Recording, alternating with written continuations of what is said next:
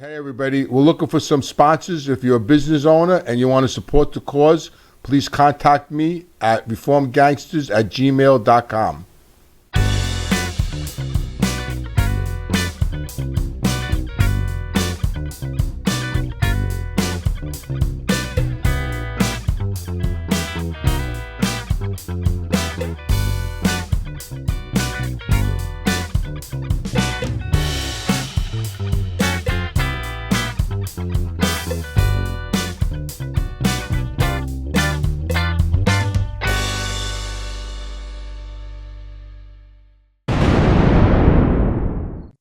As far back as I can remember, I always wanted to be a gangster. So when I went to see the movie for the first time and the opening scenes, I thought back, as far back as I can remember, since I was a kid, I wanted to be a wise guy. My father was a wise guy. And when I found out who my father was, that he was Fat Andy, and I started getting some kind of like a lot of respect in the neighborhood because I was his son, I wanted that life, so I sort of got that was my introduction into, wanting to be part of that life because of the way it made me feel. Being a gangster was better than being president of the United States. It's fun it's funny. Even before I first wandered into the It's funny because that phrase, better than being president of the United States. When I was younger, my friend Ronnie Cigars, he was a big bookmaker. He used to tell me that we were like the Kennedys because that's the lifestyle, it's the life I led. It's like the president because my people like John Gotti and my father, they had a lot of power. I got in everywhere. I never waited on lines. I used to get into the Copa. When I was a kid, I never waited on lines. We went to concerts. We sat in the front row. We had all the scalpers. I used to get into I got in to see Ali Frazier too with a hockey ticket. And you know what I mean? I got into Madison Square Garden. I went to all the fights. We sat ringside. I saw everybody fight. Ali Frazier, the Roberto Duran. I saw every great fighter in them eras fight live at the Garden. It was an amazing life, and he was like the president. Right? People like my father, they did better than the president. And my friend Ronnie used to say all the time, "Yous were like the Kennedys," and it was true. And that's why people like me get caught up in that lifestyle because when you live in that life, you think it's never going to end, and you get sort of lost. Well, it was like, I talk about it all the time. It was like, so when I was a little kid, I felt and knew it was different. Something was different, but I really never knew what it was. Like, I knew like things in my house that were different, like my father's hours he kept were different than like my friend's father's hours, and even my uncles, because my uncles were all legitimate guys outside of my Uncle Frank. He was like 1 foot in, 1 foot out. Like he had a legitimate job, but like he shylocked on his job, and he was a bookmaker on his job. He worked in a humongous train yard. My two uncles worked for the transit, like my grandfather, who actually got killed by a trolley car worker for the transit. So my father's two brothers followed their father into the transit, but my father didn't because my father really never knew his father. So when I was a kid, I knew something was different. He would take me with him on Saturdays to his bar, and he would walk in. I would see everybody the atmosphere would change when he walked in, and people would treat me like really nice, give me money, and I had like the run of the place. I would go behind the bar and I would use the soda guns, and if there was a bandstand, I would go up and I would play the drums. So nobody ever told me, don't do that or don't go there. Like pretty much I had carte blanche. And then it went from there. So I always knew something was different. I didn't know why, even when he used to tell me what he did for a living, because I would go to school and they would ask you, what your father does for a living. And I would ask him and he would tell me he worked in a dry cleaners. And I always knew that wasn't true at a young age. I knew that really wasn't true, but I didn't know what was true. And I said it anyway. I went to school and I said my father worked in a dry cleaners, and I knew that was not true. Or I shouldn't say I knew, I felt like that was not true. I felt like that really wasn't real, but I didn't know what was real. So I used to roll with it. Then when I branched off my block, because back then in New York, we all stood on our block until, you were a certain age, and then you were allowed off the block. You know what I mean? So when I was allowed off the block and I started going up to the pizzeria on 101st Avenue and 92nd Street, there was a pizzeria there, Chris's Pizzeria, and I started hanging out there. That's when I found out, then I heard the whispers. Like I would go to the corner and the older guys would say, I would hear them say, "That's Fat Andy's son. That's Fat Andy's son." So one night I went there, right? I went there and this guy, his nickname was Scrubhound. That was his nickname, Scrubhound. Yeah, he was a degenerate horse player. So he was there and with a couple of other older guys. So they told him, because he actually came from East New York and he knew my father and he knew kids that were with my father, like the Carrazes and all of that. So this guy, Neil, told him, I heard him say, "That's Fat Andy's son." So he looked at me and he called me over and he goes, "Come here." He says to me, so he gave me like a test, like to see if I was really Fat Andy's son. He thought he was like a big shot. He says, "You're Fat Andy's son?" I said, "Yeah," because now I knew his nickname. I knew they called him Fat Andy. I go, "Yeah, I'm Fat Andy's son." So he goes, "Oh yeah?" He goes, "Does your father have a partner?" So I looked at him. I go, "Yeah, my father has a partner." He goes, "What's his partner's name?" I looked at him. His partner's name is Tony Lee. Like it was like a test, like if I knew his partner's name. And then like he was up my ass, this guy after that. Like he took me with him, took me to the racetrack. They started taking me to bars, even though I was 16, because now I'm Fat Andy's son. I used to go in bars and drink at 16, 17. The owners of the bar never, bothered me because I was Fat Andy's son. Even before I first wandered into the camp stand for an after-school job, I knew I wanted to be a part of them. It was there that I knew that I belonged. But to me, it meant being somebody in the neighborhood that was full of nobodies. They weren't like anybody else. I mean, they did whatever they wanted. They double parked in front of a hydrant. Nobody ever gave them a ticket. In the summer, when they played cards all night, nobody ever called the cops. So, I listened to this now, and I remember, the first time I saw the movie, like it was the first time I actually saw my actual life on screen, like, because that's how it was, you know what I mean? Nobody in my neighborhood in Ozone Park, or in the summer especially, everybody sat outside. All the old ladies, and it was predominantly Italian, and they all sat outside, and when the cops used to chase us, they would let us run in their hallways. You know what I mean? Like it was, when I got arrested when I got arrested in 1974 on Mulberry Street, when they took me out of that house in handcuffs, the old ladies and the Italian people were out their windows screaming at the cops to let me go. Calling them names, "Son of a bitch, let them go, they're good kids. Go bother the drug dealers," they were saying, yelling at the cops. So, that's so true. That's why this movie, the first time I saw this movie, the impact it made on me, because it was like watching my life on, even though there was different people, but I knew them too. So that was even made it more like in my face, because not only was it explaining how I was raised and how I felt and how I lived, it was people I knew. So it made it so real for me. And I was in therapy at the time, because I had just I was seeing a therapist, like Tony Soprano. I was seeing a therapist, and she knew I went to see the movie, so when I went to see her, she went to see the movie to get a better understanding of my life. She actually went to see the movie, and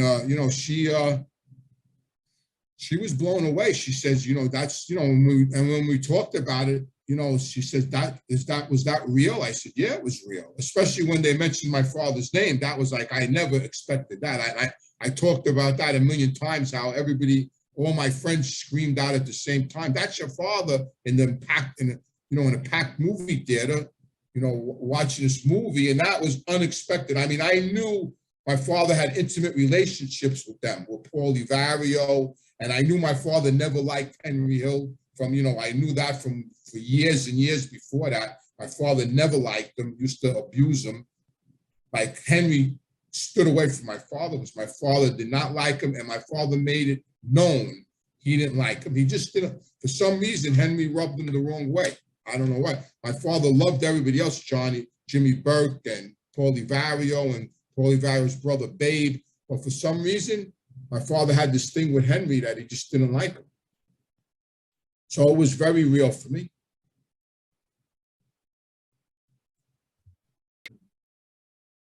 I could do anything. I knew everybody and everybody knew me. Why those guys would pull up and Tootie would toss me their keys and let me park their Cadillacs. I mean, here I am, this little kid, I can't even see over the steering wheel, and I'm parking Cadillacs. So, I mean, I never did that part of it, park cars, because my father was a wise guy.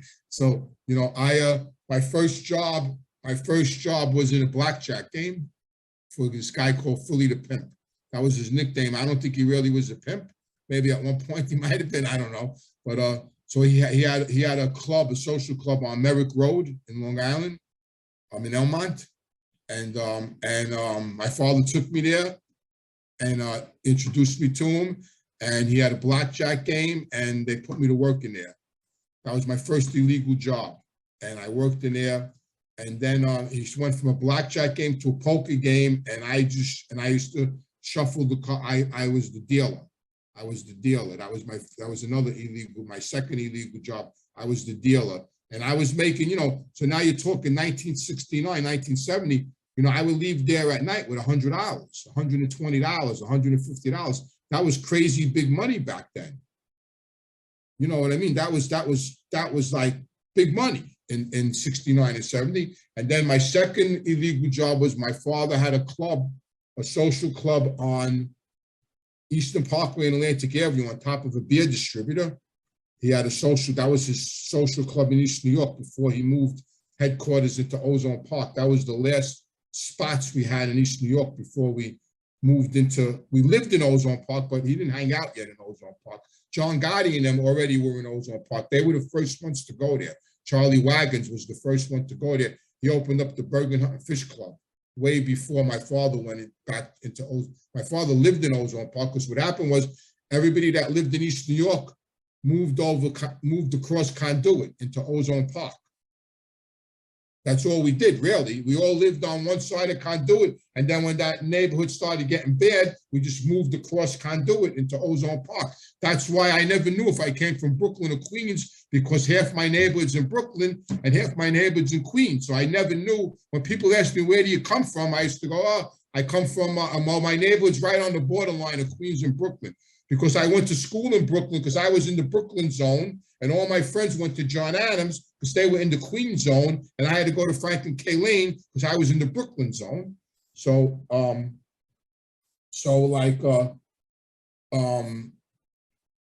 that was so I worked then my father had a poker game there, and he actually gave me the poker game with this fella named Anthony Carrazza, who was Nicky Carrazza's brother, and we had the poker game. And it was like in the movie, we had a person up there that made sandwiches. Like we had a kid like Henry there that, made drinks for the players and made them sandwiches and gave them cigarettes and, drinks and food. And, because you want to keep them there, you don't want anybody to go home. So, you feed them, you give them liquor. We had couches where they could take naps and then wake up and come back to the table. And we would cut every pot. And then, so that was my first illegal introduction into the mob. And then it just went on from there. Then from there, I started writing numbers. I was taking numbers in the poker games and, selling cigarettes, untaxed cigarettes. I started doing that. Then, and it just snowed, and that was it. And then from there, I started working in dice games. My father had big dice games before the casinos in AC. There was no casinos, so every mob family had we had time slots. It was a completely different world back then. I don't even know how the mob makes money today. I guess it's all online and whatever they do, swindles with stocks. And every crew, every family that had a dice game had a slot. Like we had like the day broken up. Like my father's slot was 12 a.m., 12 in the afternoon to 3. That was his slot. So he had a poker game in the Bronx on Gun Hill Road, and he was partners with the Genovese family. And every family had something to do with the crap game. So my father and the Genovese family were the bankers. They banked the game. The Lucchese family Shylocked the game. So they had a Lucchese guy up there that gave the gamblers Shylock loans to gamble.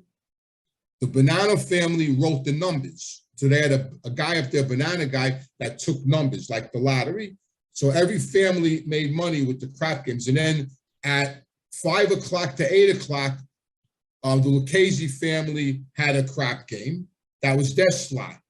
And then from midnight to 3 in the morning, another family had a slot, and they had a crap game. So all day long, there was crap games. And a crap game, so now not only did you have people working in the crap game, you had people outside in the neighborhood. Now you had a luncheonette. And in the luncheonette, you had a dispatcher. So the gamblers would go to the luncheonette, like a taxi dispatcher. You would have a dispatcher. So you would walk into the luncheonette. You want to go to the dice game. The dispatcher will put you in a car and they would drive you to the dice game. So make sure nobody's found you. Then you had luggers. So now I know guys that want to shoot crap. I would lug them to the dispatcher and I would get $50 a person.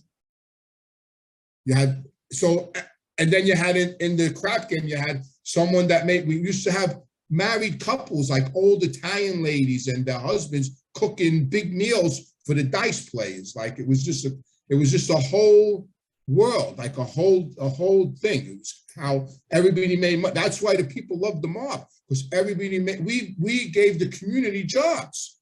Like we we didn't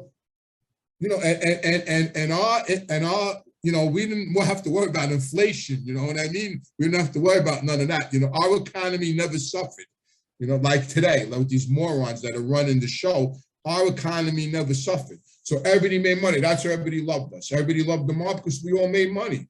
And these are legitimate people that worked for us, that were the dispatchers and all that stuff, and luncheonette owners. And it was an exciting time. Mostly girls. To be honest with you, clothes, record albums. Like I would, the first day the album came out, I would buy it. You know what I mean? Stuff. Whatever was in style. Shoes. Nice clothes. Stylish clothes. Whatever was out that time. But mostly going out. Now they're serving me alcohol because I'm Fat Andy's son. So the owner, he ain't gonna chase me out or tell me no. It's because my father was okay with it. It wasn't like if my father wasn't okay with it, then they wouldn't have let me drink. But they knew my father was okay with it because I would go in there with him. So when I was alone, they allowed me to drink. So I would walk into a bar and I would see this hot 26 or 27-year-old barmaid. Right now I'm 17, 18. She's hot, right? So I would order a drink and everything, and then I would leave her like a $20 tip. That was like crazy money, a $20 tip, right? They were like, whoa, So we would talk, and then I would say to them, like a scenario would be like, what are you doing Friday night? I don't know, nothing. Why? Are you working? No, I'm off. You want to go to the Copa? You can't get in the Copa, because I was a kid. You want to go to the Copa Friday night? And they would say, what, you could get in the Copa? Yeah. Do you want to go to the Copa Friday night? Yes or no? Yeah, all right, I want to go to the Copa. All right, you meet me here Friday night, 8 o'clock. We're going to go to the Copa. And then I would take them to the Copa. They were like, what the fuck? They were like, that was it. And then, and that happened time and time again. So, there was a lot of perks being Fat Andy's son. So, but the bit, that's the fun side. But the flip side of it was I never learned the value of money. My father never taught me to. My father was a party animal, loved to party, like out every night. That's where I got it from. And he turned me on to the Copa. He turned me on to bars. He turned me on to the nightlife. So so I never had the value of money. So as fast as I was making it, I was spending it, and I developed a lot of bad habits with that. through that lifestyle. So at the end of the day, you know, the message is, yeah, it was fun then, but then it wasn't.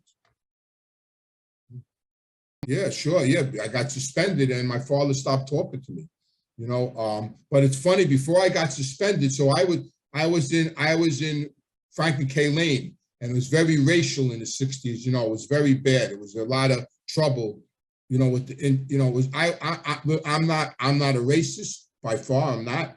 But back then, the time, the era, it was very racial, and there was a lot of fights, and like there was cops in the hallways, like there was a lot of fights with the black kids and the white kids, you know, because we were coming, you know, they were getting busted from Brooklyn, and then we were white kids from Queens. We had to get stuck onto Franklin K. Lane because of, you know, the zoning. We were in the Brooklyn zone, even though we lived in Queens, really, but around the corner was Brooklyn, you know, so I got in a lot of trouble in Franklin K. Lane. I had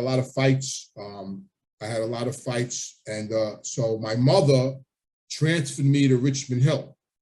My sister's godmother, who had 5 daughters, lived in Richmond Hill. So my mother gave them her address. Back then, you know, you could do that. And so her daughters would get so I would play hooky all the time, and her daughters would get the letters and throw them out. So I never got caught playing hooky. And to the day they both died, they used to say, yeah, we know they used to throw out your letters. Her daughters loved me, so they used to throw out the letters for me. And so I never got caught. But then I did get caught, and I got suspended. And my father stopped talking to me for a month. He would come in the house, and he would look at me, and he would go in his bedroom, and he would close the door. And he wouldn't talk. Because you know, he didn't want me in the street. You know what I mean? He really didn't want me in the street. But, you know, he knew that's where it was headed. And then I had to call my uncle up. I didn't get a beating or anything, but I called my uncle up, his older brother, Frank, and he came to the house. And I told him over the phone, I said, listen, you got to come to the house because my father's not talking to me. I got suspended from school, and I need to go to work. So he came over the house, and I had my first sit down. And my uncle told my father, what are you going to do? He's like us. He told my father. So, you know, and then they wanted to put me to work on construction, and I said no. And then my father said, well, what do you want to do? I said, I want to work for you. And he just looked at me and he said, you want to work for me? He said, well, if you go to work for me, going to jail is all part of the job. Here I am, 16, and, you know, it was fine. You know, that's how messed up I was, or not messed up, I don't know, but I said, all right. And then he put me to work in the blackjack game. And that was the beginning of the whole thing. And then my father's partner told me after I started working for them, he told me to take my girlfriend and go to Washington, D.C. He said, before you commit to this life, Tony Lee told me, before you truly commit to this life, take Alice, that was my girlfriend at the time, who later became my wife, my son's mother. He said, take Alice, go to Washington, D.C. for the weekend. He said, and go to the Justice Department building. And he goes, and look at that big building, the Justice Department building, and just understand that that building is going to chase you your whole life. He told me. Of course, I didn't do it. You know, I said, yeah, all right, you know, like, because I knew better than that, you know what I mean? And that definitely came true, because that building chased me my whole life. And I showed you the paper that said the United States of America versus Anthony Ruggiano, the whole United States versus me. So at the end of the day, Tony Lee was 100% right. Organization does is offer protection for people who can't go to the cops. That's it. That's all it is. They're like the police department for wise guys. That's very true. Paulie Value was a very, very, very powerful captain in the Lucchese family. Very powerful, made a lot of money. Very, very, very, very good friends with my father. Intimate friends with my father. His brother Babe, who was also a wise guy, was very, very good friends with my father until he died. Babe, like his children, we used to go horseback riding together. Babe, Vario's kids, and me and my brother, we would go horseback riding together. And his mother, their mother was always in my house. My mother and her were best friends, and my father was very tight with Paulie. My father had big crap games with Paulie, did a lot of business with Paulie. And when I was a little kid, my father used to take me to his house in Canarsie. I remember he had a big table, a big dining room table, and he would sit at the table, and him and my father would meet and talk, and I would play with his kids who would be sitting under the table. And, so I knew him really well. I knew him really good. I had a little bit of a scuffle with one of his nephews, Vito Vario. He was he lived in my neighborhood. We had some beefs, him and I. And I remember him sending for me, Paulie Vario, because I had a fight with his nephew, Vito, his brother Tootie's son. And he says, "What's going on with you and my nephew, Vito?" I said, Paulie, I said, he keeps on starting shit with me. What do you want me to do? He goes, he says, "Well, how many times are you going to beat him up?" So I said, I don't want to beat him up at all. And he made us make peace, sort of make peace. Unfortunately, Vito passed away now too. He had some issues, but yeah. So I just had a really good relationship with him. And then, and even at the end of his life, he was in Springfield, Missouri, in the federal prison where John Gotti died. He was there with my father for a couple of years, and we would all fly out to visit him and my father, me and Danny Cateo and Pete the Killer and Tony Lee and all these big wise guys. We would fly out to Springfield, and we would hang out together, and we'd go see them, visit them, and my father would break Paulie's balls about Henry, because my father would tell, I told you, and my Paulie would go to my father, "Please don't break my balls about this, Henry, please," because that's why Paulie was in jail, because of Henry. And there was even, so once we went to Springfield, Missouri, me, Tony Lee, Danny Cateo, Pete the Killer. I think one of Paulie's kids came, one of his sons came with us, and there was a whole bunch of us. It was just me and Tony Lee visiting my father, but I think Paulie had like 4 guys came to visit him. It was Danny Cateo, Pete the Killer, one of his kids, and some other guy. And we went to this restaurant, because in Springfield, Missouri, they had, so we went to this restaurant for dinner. And the next day when we were in the visiting room, they brought in the newspaper, and it was in like the local Springfield newspaper that the Mafia invaded Springfield, Missouri, because we were all in this restaurant eating dinner. It was, it was on the front page of like the local Gazette. Yeah. And that's the last time I saw Paulie Vario, because unfortunately he passed away in prison. The last time I saw him was in that prison in Springfield, Missouri. And then he got shipped out, and my father got shipped out, and he actually died walking around, I think, the yard of the prison he went to. He dropped dead in the yard. Paulie? Yeah, that was the last time I saw him. He was the captain. Nobody spoke to him except wise guys. He was he was very old school, very by the book. Very by the book, killer, and he made a lot of money. He had a lot of good guys around him. He had a lot of really good, he had a lot of killers with him, a lot of dangerous guys. Anthony Stabile was a killer, this other kid, Ray Argentina, all these kids all became wise guys. Lenny Dodone, these guys all became captains, bosses. He had a serious crew with him, like my father. That he had a serious crew. Jimmy Burke, the guy had a serious crew. Killers and earners. Not only were they big money earners, they were killers. So a lot of people, they had a lot of power.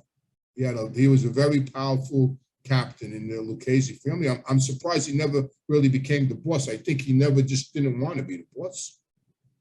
He didn't need to be the boss, really. I don't know.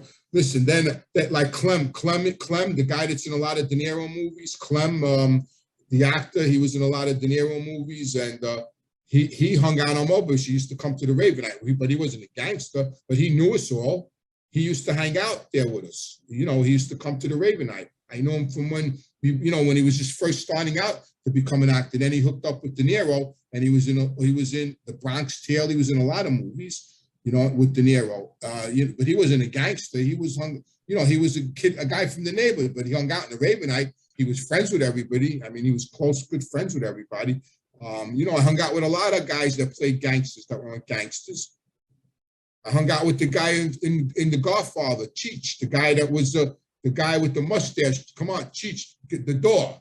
He was a coke fiend. He used to hang out with me in the Red Parrot. I hung out with Paulie, the guy that played Paulie, that set up the father, Paulie. I used to tell him, how did you set up? You set up the Godfather. We used to break his balls and tell him, you set up the God. He used to hang out with us in Miami. You set up the Godfather. We used to tell him, they weren't gangsters, but they played gangsters, but they knew everybody. They were friends with everybody.